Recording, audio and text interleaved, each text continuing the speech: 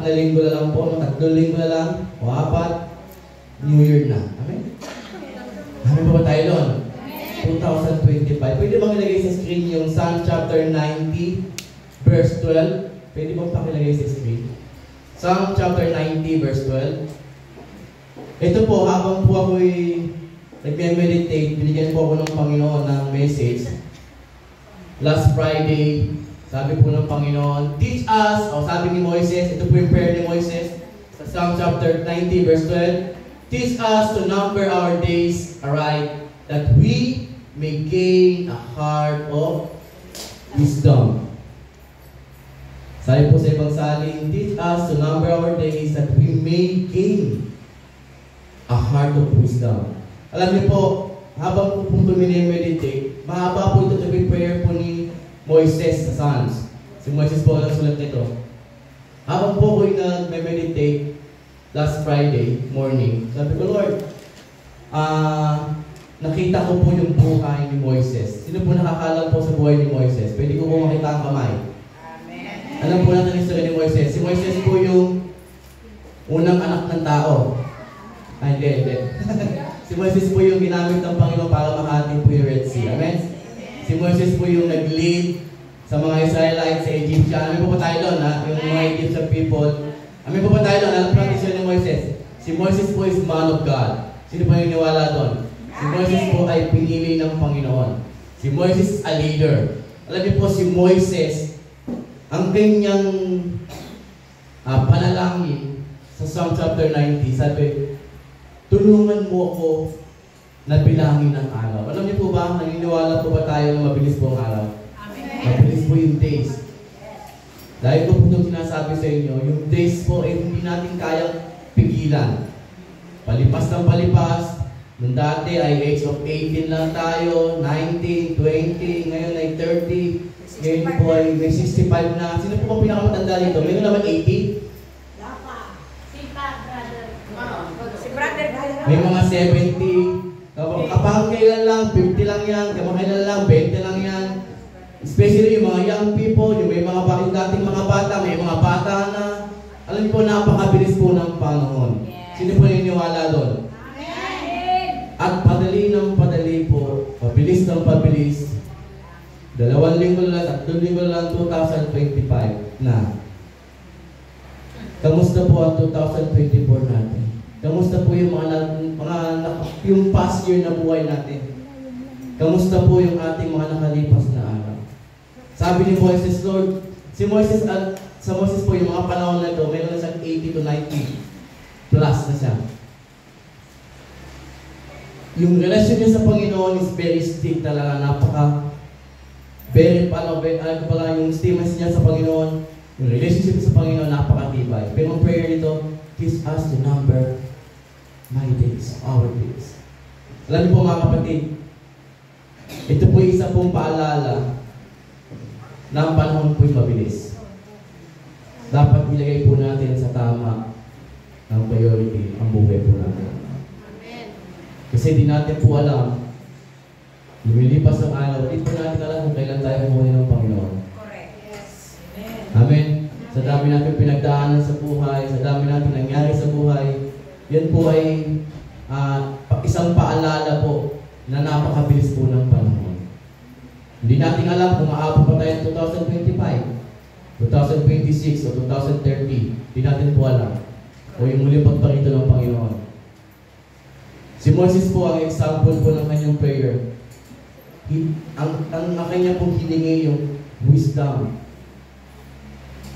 Naalam ko po na lahat tayo gusto natin mag-gain yung ating wisdom sa Panginoon. Amen po ba tayo doon? Every day of our life is an opportunity that God has graciously given us to use wisely and diligently for His glory. Alam niyo ba yung ating sa paglipas ng panahon, every day, ito po'y binibigay sa atin ng Panginoon, sa biyaya ng Panginoon. Kaya nga, piliin po natin kung paano natin gagamitin po yung ating araw. Amen? Amen. Wala po nakakalam ng ating bukas maliban ng ating Panginoon. At muli niyang pagparito. Nawa po, ang aking po encouragement po sa inyo, abutan po tayo ng Panginoon na nasa kanyang kamay. Amen. O kunin man tayo ng Panginoon, nandun pa rin tayo sa kanyang kamay. Amen? Amen. Magpapasko, magbabagong taon.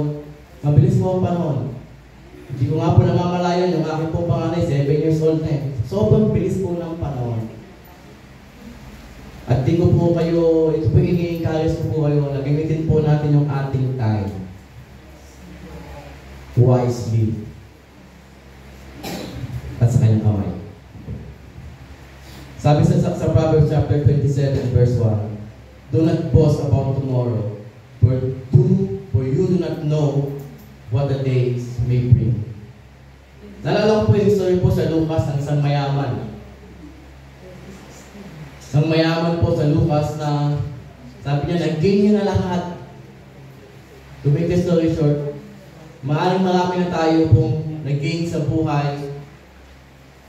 Meron na tayong magandang bahay, lupa, kotse, magandang trabaho. Pero lahat po yan, mga kapatid, iiwan po natin dito sa lupa. And dapat po alam po natin kung saan tayo bibigyan ng priority sa buhay. Ulitin ko po sa inyo, mabilis po ang panahon. Yung iba po sa atin, wala na. Yung ating dating kasama sa upuan dyan, wala na, uwi na kay Lord. Yung ating mga pamilya, wala na. Yung mga ating nakikita natin, matanda na. Dahil sobrang mabilis po ang panahon. Gamitin po natin yung panahon na meron po tayo ngayon para mabigay po sa Panginoon ng glorification.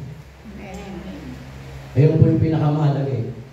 Hindi ko po sinasabi wag po tayo magtrabaho o mag-invest. Ako po, nag-i-invest po ako. Meron po akong mga nag-i-invest na po. Pero alam ko po, lahat ng yan, iiwanan po natin dito. Amen. Kamusta po yung in-invest natin sa Panginoon? Especially, marami sa ating uuwi is sa coming 2025. Yung iba natin pamilya na umuwi na sa Panginoon, nasiran ba natin? Nabigyan ba natin sila ng paalala na mabilis lamang po ang buhay? Gusto ko po i-encourage po kayo, tayo pong lahat, kahit po ako, na gamitin po natin wisely yung ating time pagpapagamit sa Panginoon dahil mabilis po ang buhay. Time is equivalent to life. Life is equivalent to time. Hindi natin pwedeng ibalik po yung nakapos na kahapon. Kaya nga, this is the day na kung meron tayong mga hinanakit, sakit sa puso, meron tayong mga pagtatampo, hindi natin po alam ang buhay. Ba't mahal po tayo ng Panginoon? Ito po yung pinakamahalaga po. Ito po gusto kong iwanan ko sa inyo. Kagaya po ng ating topic po. Tema ng month of December. Yung pagmamahal ng Panginoon. Wala nang titimbang po niyan. Kaya kung ano yung meron sa puso natin, ibigay mo sa Panginoon.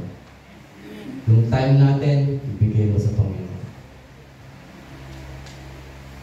Dahil yung pag-ibig ng Panginoon never fails, kapatid. Whatever it is. Ano ba tayo? Amen. Mahal tayo ng Panginoon.